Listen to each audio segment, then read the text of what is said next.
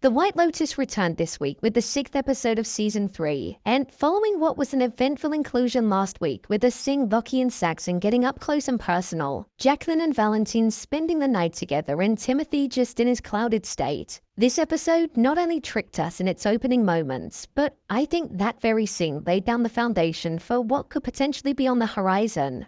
With Rick finally making it to Kunishritala's house and staring the man that murdered his father right in the eyes, the next episode of the show is the one that I think has the potential to go absolutely crazy. So with that, let's dive into the episode and break down all that there was to take away from it. Here is The White Lotus Season 3, Episode 6, Ending Explained.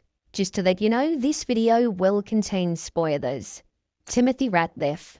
During the opening moments of the episode, there was a section where we saw Timothy end things for himself, and it was followed by Victoria and Piper running in to see what happened.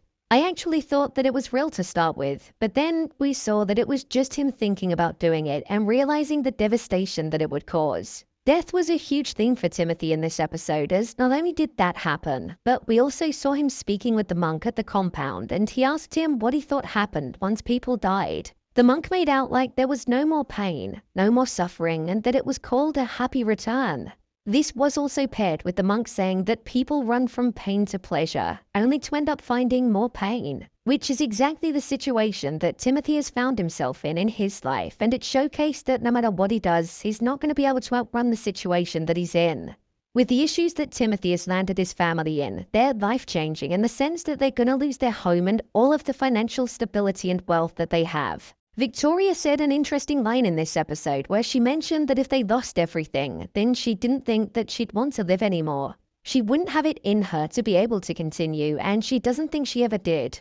As Victoria said that, there was a close-up on Timothy's face which showed that he was in deep thought about what she just said. He knows that he's lost everything for the family, and with her saying that, it made him question even more about the trouble that he's landed the family in.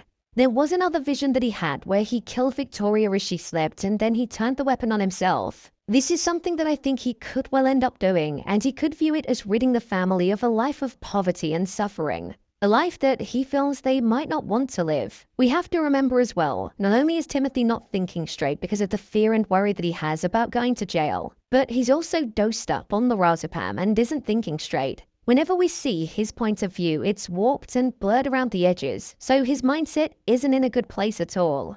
I'm about to discuss a clip from the trailer for the next episode, so if you want to go into the next episode with no information whatsoever, then skip to the timestamp on screen. With it also seeming like Saxon could be going to his father with his problems in the next episode and saying, if I don't have success, then I'm nothing, and I can't handle being nothing. It's just adding fuel to the fire for Timothy to want to end things for himself and his family, because without money and success for them, it doesn't seem like a life that's worth living. The only person that seems to be an exception for is Piper. We also know that Timothy would rather die than go to jail, as he said on the phone, so all fingers are pointing towards that very outcome being the case. The only thing now, though, is that he doesn't have the gun, as Gatok took it back. So I'm guessing that if they go to Greg's dinner party, I imagine Greg has a weapon or two that he might end up taking or being given. Saxon Ratliff. Oh, Saxon. When we first saw Saxon, inside of his mind he was replaying the events of the evening, and he thought that Lachlan hooked up with Chloe and that he was just left on the bed dealing with himself. But in actual fact, his memory was warped due to the pill that he took, and it was actually Lachlan that was getting intimate with him. We all kind of knew that this was on the horizon following the dynamic of the brothers and Lachlan's admiration for Saxon. However, that didn't make it any less shocking when we saw Saxon come to the realization of it. We saw already that Saxon was treating Lachlan differently because of the fact that they kissed, and he knew that the dynamic had changed between them. Hence why he ignored his brother when Lachlan left. Saxon prides himself on being this alpha guy that's only interested in women, but there he was now having kissed his brother and now being intimate with him too. When Saxon, Chloe and Chelsea were discussing being with more than one person at once, he said yeah, but never with another guy. Something which showed that he wasn't interested that way at all. But with the reveal of Lachlan being involved on their boat trip, it was enough to make him feel sick. Seeing how Chloe and Chelsea viewed Saxon after that, with Chelsea saying, "Nothing would make me get with my brother," it showed the level of shame that Saxon felt, the disgust that he had, and I imagine he's going to blame his brother a lot for what happened. The vocabulary that he used surrounding them kissing by saying, "You forced us," when there was no forcing whatsoever. It showed that he's not taking any responsibility for that.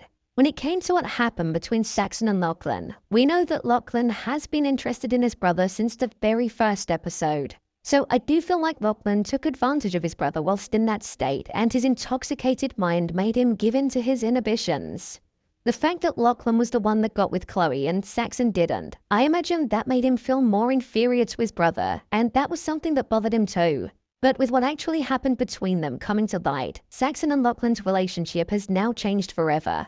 This is something that's probably going to make him mirror his father's mindset even more, in the sense that both father and son are going to be stuck within their minds and operating in isolation, holding on to a secret.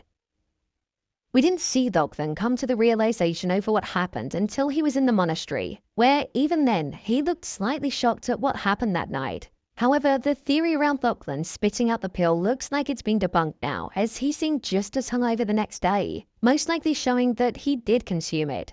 He did say, "I can't remember anything from last night," but just to play devil's advocate, who knows? Is that a lie? And could what he did to Saxon be what he always wanted to do?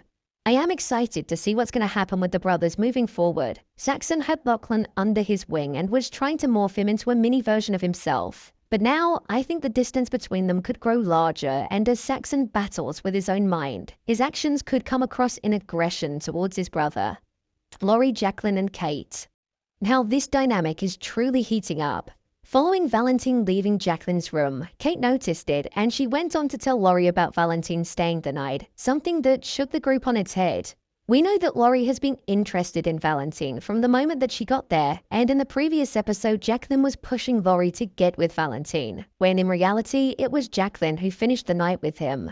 With Laurie finding out, we saw her personality change completely, and she went from being this caring friend to, in the words of Kate, being somebody that was antagonizing Jacqueline. She quite literally had no F's left to give, and she went in on Jacqueline, calling her a psycho and referring to her as an aging actress. Something that we know has been at the heart of Jacqueline's mind, as she's had this fear of being perceived as an old lady by all of those that were around her. This is what probably motivated her to get with Valentine, so she could still feel young and pretty. Laurie said to Jacqueline, "It's like what you always did. It's like what happened when we were in 10th grade. You think people can change, but here we are again." Showing that there's some deep-rooted resentment towards Jacqueline.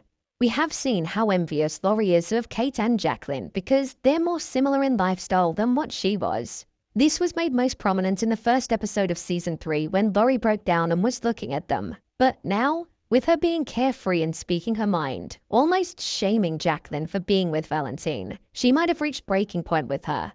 I've not predicted anything deadly happening amongst the trio. I just think it's going to be a friendship-ending holiday for all of them. Who knows? We know that Laurie is jealous of Jacqueline and her lifestyle, and she did say, "What happens in Thailand stays in Thailand." But what if she gets set on ruining Jacqueline's life in some way as payback? This isn't only a one-time thing, clearly. Laurie bringing up 10th grade shows that it's something that happened throughout the entirety of their friendship. So could she go to a reporter and tell them what happened? Or could she maybe tell Harrison what happened the previous night and wreck her relationship? We actually heard his voice in this episode on the phone, so he's a character that's been made real and not just somebody that's back home. I think Laurie is set on bringing Jacqueline down a peg or two, and that is probably the best way for her to do that. Laurie hasn't only tarnished her relationship with Jacqueline though, she's tarnished Kate's too, as Kate was being viewed as a gossip as well. What I find funny about this dynamic is that they've all individually gossiped about the other, with the other, behind the other's back. But the moment something is direct, it's viewed as wrong and unfair, when in reality, they're all just as bad as each other. Belinda. Belinda's involvement in this episode wasn't that large, but we saw a couple of different stories being thrown her way. The first was the fact that herself and Pornchai spent the night with one another, and Zion also arrived that morning. Pornchai told Belinda how he wanted to help her set up her own spa and fulfill her dream out in Thailand. One which was met with a bit of reluctancy from Belinda as she looked over at him after he walked away. It made me question the legitimacy of his claim, and it made me wonder if he might well be looking to con her in some way. Pornchai has always come across as relatively sincere, but you never know, there could be a darker side to the character. Plus, as well as that, we saw Greg invite Belinda over to his super mansion for dinner on the night where the likes of Saxon and co were also going to be attending. She's still extremely wary of Greg, and that was shown most by the way that she jumped out of her skin when she saw him. If I were her, I definitely wouldn't go. Greg wants to shut her up because he knows that she knows the truth about him and what happened to Tanya. So she should definitely stay away, but I don't think she will. We know that Greg has something he needs to do based on what he said to Chloe, and I think that could be looking to deal with Belinda in some way. With him also knowing that the Ratliff brothers were intimate with Chloe, I wonder if he's going to do something to Belinda and then try to pin it on Saxon, almost like a two birds one stone approach. There was a scene in this episode where Gaytok was firing a weapon at the firing range, and on his final shot it transitioned to Belinda walking. So I wonder if that was foreshadowing Belinda's fate that could be on the horizon. Rick and Frank met up again in this episode, and we saw that Frank was going to be the director in Rick's fake movie that was being produced, which he wanted Kunshritala to star in. Rick arranged to meet Kunshritala at her home so he could get close to seeing Jim Hollinger in person, which was the whole point of the plan.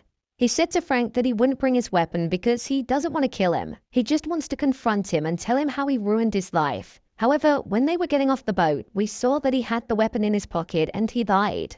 What is it with security in this show? You've got Gaytok, who's quite literally terrible at his job, and then Shritala's security didn't search these two strangers that were entering the home for the first time. Something that felt like a rookie mistake. There was an emphasis on bad things happening in threes again during this episode when Chelsea was on the phone to Rick, and I think something bad could well be on the horizon for him, especially with him looking set on approaching Hollinger. With regards to Rick, I think there's two scenarios. Either he kills Hollinger and doesn't get that feeling that he's been chasing, that sense of relief because the man that ruined his life is no longer around, or he ends up being killed and it'll almost shine a light on the fact that he was so set on chasing the past and looking to kill Hollinger that he didn't see what was right in front of him with Chelsea and the happy future that they could have had together.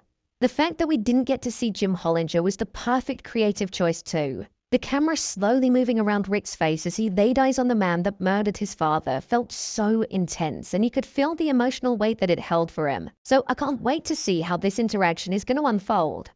My review of the episode. I thought this was a great episode of the show. It followed on from an eventful one perfectly, and it also set up a lot to go wrong in the penultimate episode next week. I thought Saxon's story was one of the most interesting to watch this week. Patrick performed the character so well, and you could really feel the disgust that he had in his mind and the fact that he felt so dirty. We're about to see a completely different side to Saxon in the way that he acts towards his brother, and I'm intrigued to see what the first interaction between the both of them is going to be like now that they've both realized what happened. With regards to Timothy, I actually don't see him returning home from Thailand now, and it looks like he could well take his family with him. The thoughts that he's having are not healthy in the slightest, and he's not getting help.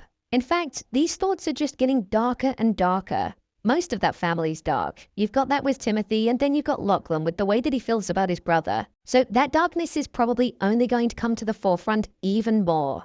Fabian is still a character that intrigues me. I don't know whether he's just awkward or if he has sinister intentions and is doing some shady work on the side. I'm yet to cast my full judgment and opinion on him yet, but after he ends up performing next week, we might learn more about him. The three girls storyline is one that I just find so entertaining to watch. There's malice, gossip, and a two-faced nature to it, but that's all I think. Seeing Kate just being in the middle during this episode showed the lost nature that she had and that all she wanted was for Laurie to just keep her mouth shut. So I'm looking forward to seeing how that dynamic will change over the coming 2 episodes. With next week's episode being the penultimate one, I'm genuinely so intrigued to see how it's going to build towards the finale. It's been one hell of a season, and I'm gutted that there's only 2 episodes left, but I've got high hopes that they'll deliver. So, there you have it. The White Lotus Season 3 Episode 6 Ending Explained.